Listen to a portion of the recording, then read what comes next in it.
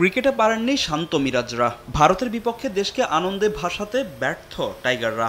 তবে দেশের কোটি ক্রীড়াপ্রেমীর সেই আক্ষেপ মেটাবে হামজা জামালরা। লাল সবুজদের কাছে এমনটাই প্রত্যাশা সমর্থকদের। সেজন্যই কিনা এশিয়ান কাপ বাছাইয়ে ভারত ম্যাচের 24 দিন আগেই প্রস্তুতি ক্যাম্প ডেকেছেন হাবিয়ার কাবরেরা।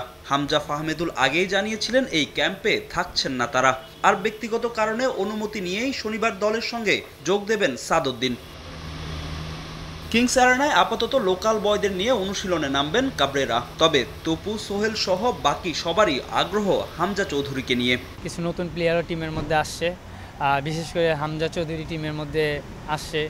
সো আমি মনে করি আমাদের টিমটা অবশ্যই একটু আগে থেকে একটু গুছানো, প্লাস এক্সট্রা একটা বাড়তি একটা টিমের মধ্যে একটা মোটিভেট কাজ করবে। ইংলিশ প্রিমিয়ার লিগের প্লেয়ার হামজা চৌধুরী আমাদের সাথে খেলবে, আমরা তার সাথে খেলবো।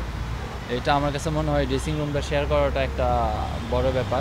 কোনো অনুশীলন ছাড়াই প্রাথমিক দল থেকে বাদ দেওয়া হয় 8 ফুটবলারকে। তার জন্য যথার্থ কোনো কারণ দেখাতে না পারলেও হামজা ফাহমেদুলের সঙ্গে নিয়মিত যোগাযোগ রাখছেন হাবিয়ার কাবরেরা, দিচ্ছেন দলের সব আপডেট। প্রিমিয়ার লিগের 10ম রাউন্ডের ম্যাচ দেখেই 8 ফুটবলারকে বাদ দিয়েছি।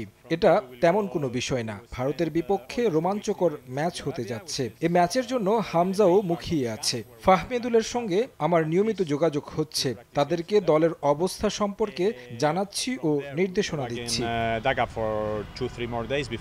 ডেট হিসাবে হামজাটা 18 তারিখে আমরা ধরে রেখেছি। 18 তারিখে সে আসবে।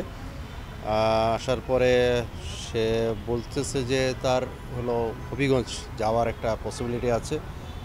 সেটা না হলে 18 তারিখে সে আমাদের ক্যাম্পে জয়েন করবে। দেশের প্রস্তুতি শেষ করে 5 মার্চ সৌদি আরবে কন্ডিশনিং ক্যাম্প করতে যাবে কাবরেরা বাহিনী। সেখানেই প্রস্তুতি ম্যাচ খেলবে জামাল ভূঁইয়ারা। এরপর দেশে এসে প্রস্তুতি নিয়ে ভারত যাবে বাংলাদেশ দল।